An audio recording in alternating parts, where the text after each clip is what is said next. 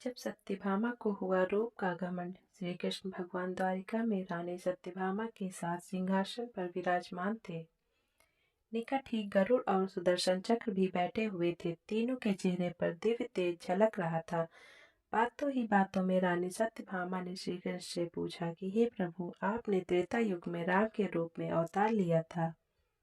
सीता आपकी पत्नी थी, क्या वे मुझसे भी ज्यादा सुंदर थी? द्वारकाधीश समझ गए कि सत्यभामा को अपने रूप का अभिमान हो गया है। तभी करुण ने कहा कि भगवान, क्या दुनिया में मुझसे भी ज्यादा तेज गति से कोई उड़ सकता है? इधर सुदर्शन चक्र से भी रहा नहीं गया और वे भी कह उठे कि भगवान, मैंने बड़े बड़े युद्धों में आपको विजय श्री दिलवाई है।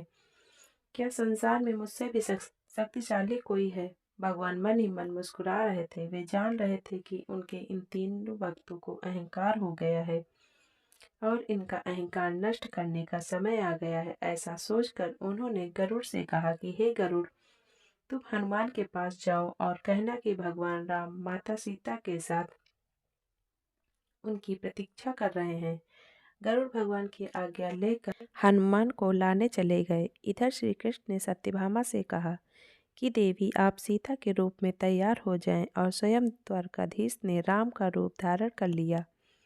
मधुसूदन ने सुदर्शन चक्र को आज्ञा देते हुए कहा कि तुम महल के प्रवेश द्वार पर पहरा दो और ध्यान रहे कि मेरी आज्ञा के बिना महल में कोई प्रवेश न करे।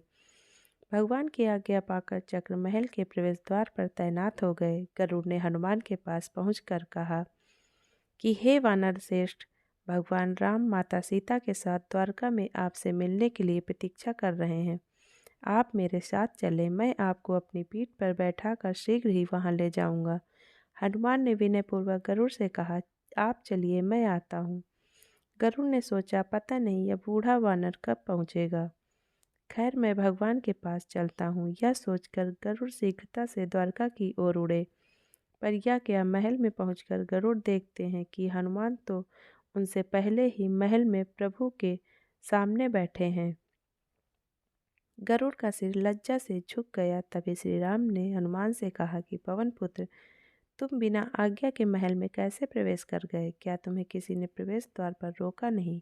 हनुमान ने हाथ जोड़ते हुए सिर झुकाकर अपने मुंह से सुदर्शन चक्र को निकालकर प्रभु के सामने रख दिया। हनुमान ने कहा कि प्रभु, आपसे मिलने से मुझे इस चक्र ने रोका था, इसलिए इसे मुंह में रखकर मैं आपसे मिलने आ गया। मुझे क्षमा करें। भगवान मन ही मन मुस्कुराने लगे।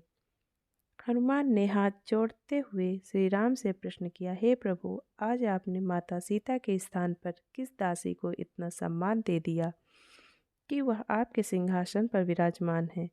अब रानी सत्यभामा का अहंकार भंग होने की बारी थी। उन्हें सुंदरता का अहंकार था जो पल भर में चूर हो गया था। रानी सत्यभामा, सुदर्शन चक्र व गरुड़ जी तीनों का गर्व चूर चूर हो गया था।